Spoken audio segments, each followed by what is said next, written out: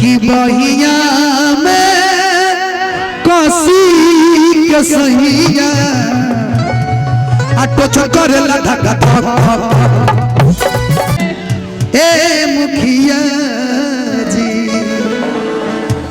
ए मुखिया जी मन हो के तो बोली रुक जाए कि काहे के टकिए निहारतानी चोली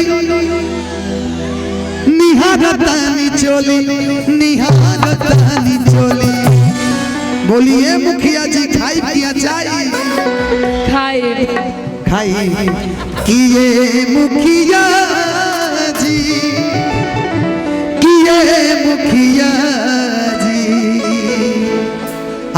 ए मुखिया जी मन हो के तो बोली नहीं तो वही पर दस वाला गोली काहे टकिया निहारतानी चोली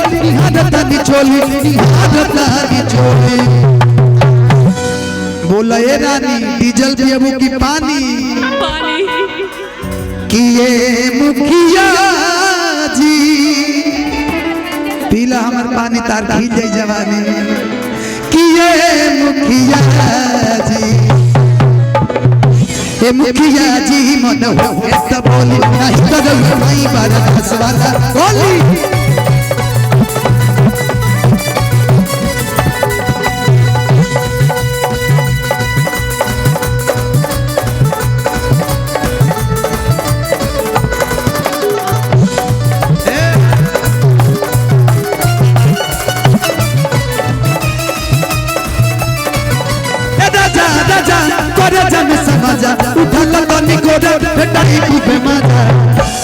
इधर आओ बच्ची अब तुम्हारा क्लास होगा कि बहिया में कसी के सहिया आटो चकर धक्का धक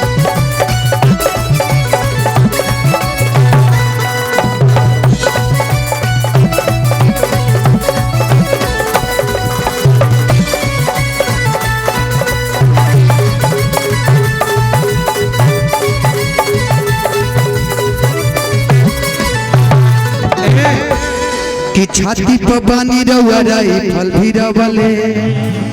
कि झूठो मुठो के हमके बानी दे रवले कि छाती पर बानी रही फल भी रवले झूठो मुठो के हमके बानी दे रवले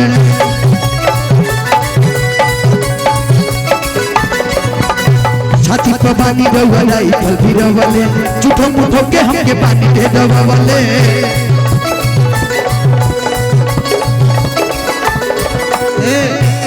कि रौरे सामान हो लगाई जानी बोली अरे लगाई जानी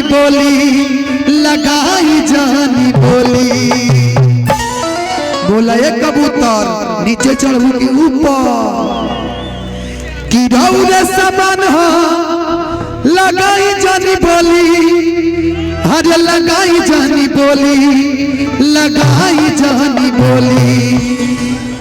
किए मुखिया जी ए मुखिया जी मन हो के तो बोली नहीं तो वही बार दास वाला बोली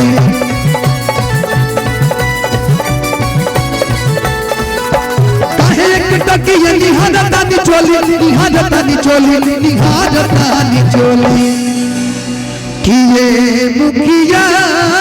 जी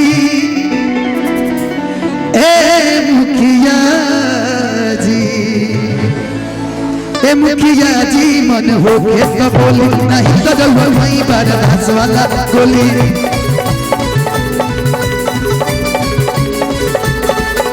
ए मुखिया जी मन हो के तो बोली नहीं तो वही बार दास वाला गोली ए मुखिया जी मन